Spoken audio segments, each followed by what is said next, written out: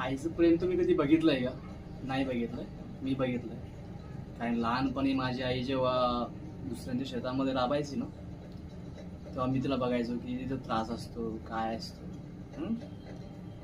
तर तिला बघून मला एक कविता आठवली आणि मी ती कविता तुमच्या समोर सादर करतो. तुम्हाला आवडली तर बघा. एक छोटासा प्रयत्न आहे तिच्यासाठी.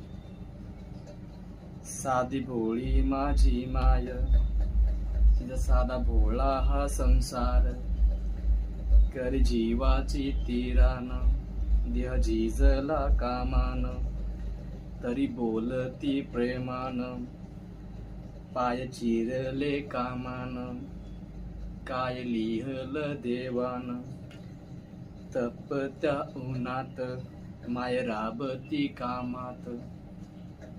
कशी वाटली कविता?